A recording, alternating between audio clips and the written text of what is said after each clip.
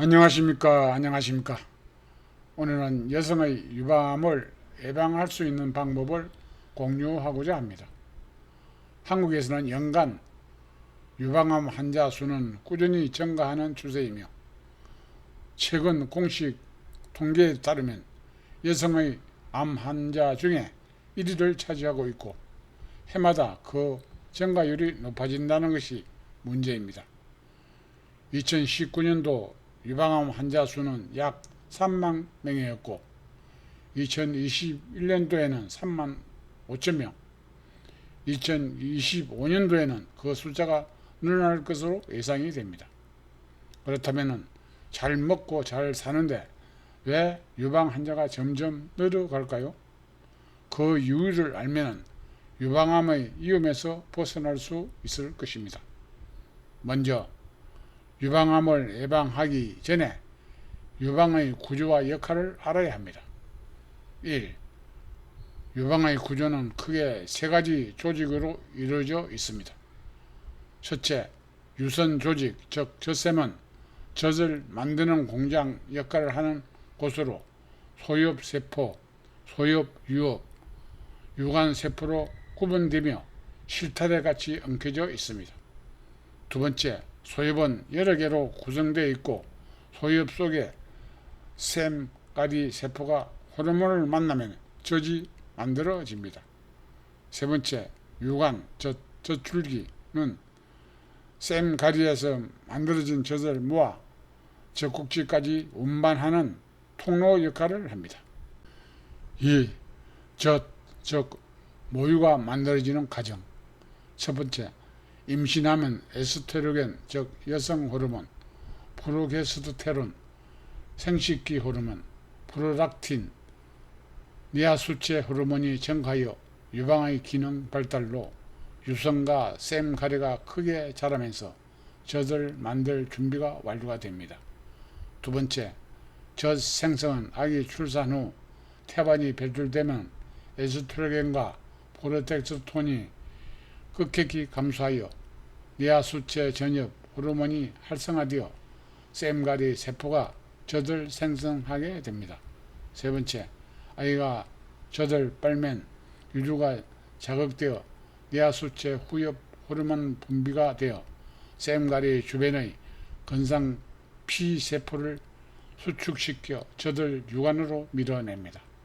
이렇게 신비스럽게 만들어진 유방의 구조를 볼 수는 있지만 아직은 과학적으로 젖 유물을 인공적으로 만들어낼 수는 없습니다. 젖의 주요 성분은 물 87%, 탄수화물, 주로 유당, 지방은 에너지 공급, 뇌 발달 필수, 단백질은 면역물질, 성장인자 세포, 비타민, 미네랄, 면역세포가 충분합니다. 유방암과 모유의 관계는 아주 깊은 연결고리로 다르게 분리할 수 없는 관계입니다. 3. 태아의 성장 과정도 중요합니다. 난자와 성자가 결합되면 1에서 3개월 동안은 심장, 뇌, 신경, 오장육부가 형성되는 시기입니다. 4에서 6개월 동안은 근육과 골기역 발달로 움직임이 시작됩니다. 7에서 10개월 동안은 체중이 급격히 증가하고 뇌와 폐의 기능이 왕성해집니다. 4. 태아가 필요로 하는 필수 영양소.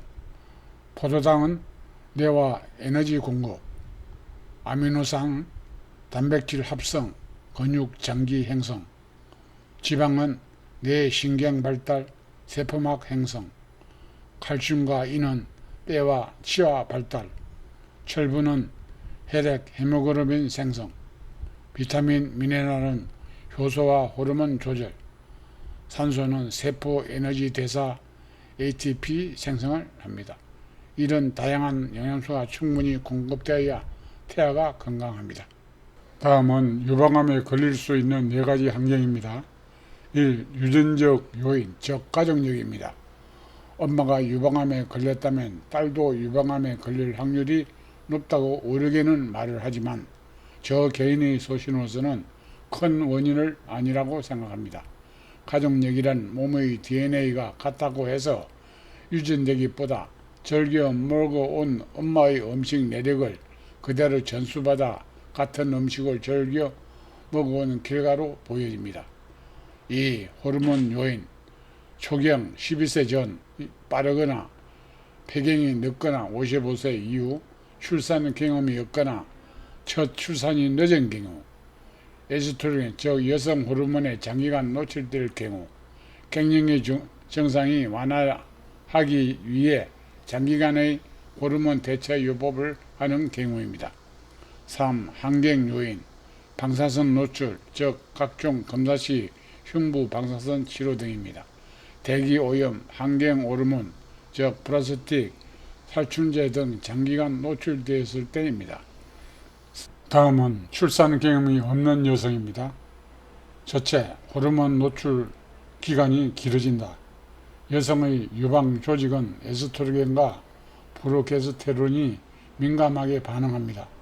초경 이후부터 폐경 전까지 매달 호르몬 변동이 반복되는데 임신을 하면 한동안 배란이 중단되고 에스트로겐이 노출이 줄어듭니다. 출산 경험이 없으면 이런 호르몬 휴식기가 거의 없으므로 세포가 장기간 에스트로겐의 자극을 받아 돌연변이 가능성이 높아집니다. 두 번째, 유방 세포의 안전 성숙 시기입니다. 임신과 수유 과정에서 유방 세포가 완전히 분화 즉 성숙됩니다. 미성숙한 유방 세포는 DNA 손상에 취약하고 암세포로 변이하기 쉽고 출산이 늦을수록 미성숙한 세포가 오래기간 호르몬 자극과 환경 독소에 노출되어 위험이 높아집니다. 세 번째, 배란 횟수와 바람 위험입니다. 매번 배란 시 에스트로겐과 프로게스테론의 급격한 변화와 함께 세포 성장 신호가 유방 조직에 전달됩니다. 평생 배란 횟수가 많을수록 즉 출산, 수유로 배란이 중단되는 기간이 짧을수록 유방암의 위험이 높습니다. 임신과 수유는 유방 조직을 완전히 성숙시키고 호르몬에 쉬는 시간을 주어 세포 손상의 변이 가능성을 줄여줍니다. 그래서 출산이 없거나 첫 출산이 늦으면 위험이 증가하는 것입니다. 다음은 잘못된 식생활로 영양 불균형의 원인입니다. 첫째, 호르몬 불균형. 설탕과 탄수화물을 많이 먹으면 혈당이 급상승하여 인슐린 과다 분비를 합니다. 인슐린이 유자 성장 인자 세포의 증식을 촉진하고 이미 변이된 세포가 자라는 속도를 빠르게 합니다. 체지방이 늘어나면 지방 조직에서 에스트로겐의 생성이 증가하여 유방암 호르몬의 의존성 발현 가능성이 높아집니다.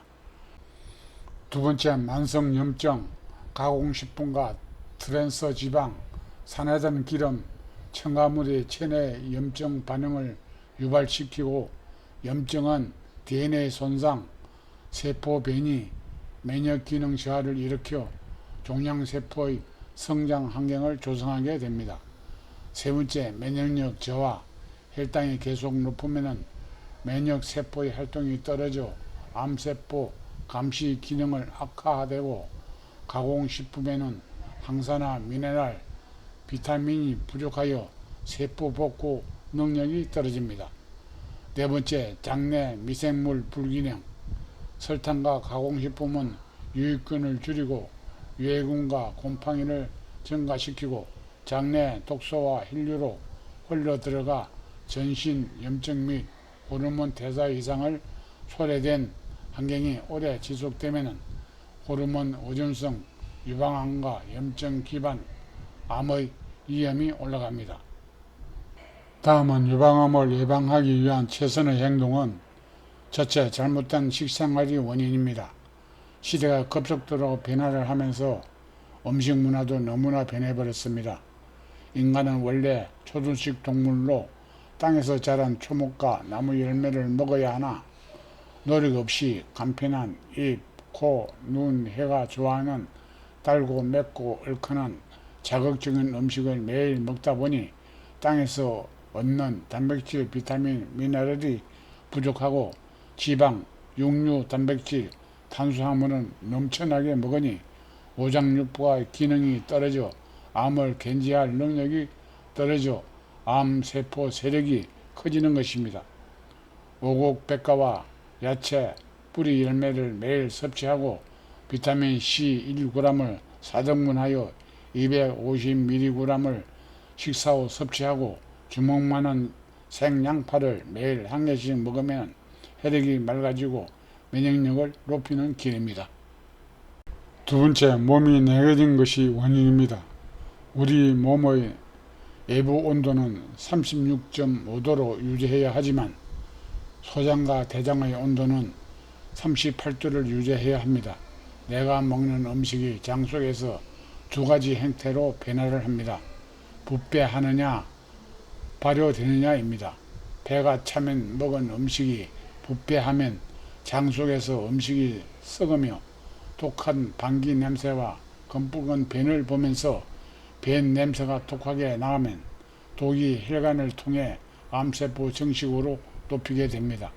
배를 항상 따뜻하게 하여 발효된 음식의 영양소가 면역력을 높여 암세포를 억제시켜 암성장을 제압하게 됩니다. 잠을 잘 때 꼭 배를 덮고 자세요. 세 번째, 유방을 매일 마사지 하세요. 우리 몸의 근육이나 지방세포가 정체되어 있으면 순환이 되지 않아 대사질환이 발생할 수 있습니다. 유방도 매일 운동을 시켜야 젖샘의 환경을 바꾸어 주어야 합니다.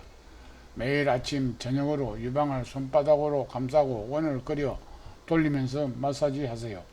끝으로 누구나 암세포 유전자를 지니고 있습니다. 그 암세포를 내가 제압하고 자제할 수 있는 문방력을 키워야 합니다. 노루나 염소, 토끼들은 암이 걸려 죽지는 않고 단지 서로 싸우거나 다쳐서 죽고 자연적으로 늙어 조용히 죽는 것이 인간이나 동물이나 다를 바 없습니다.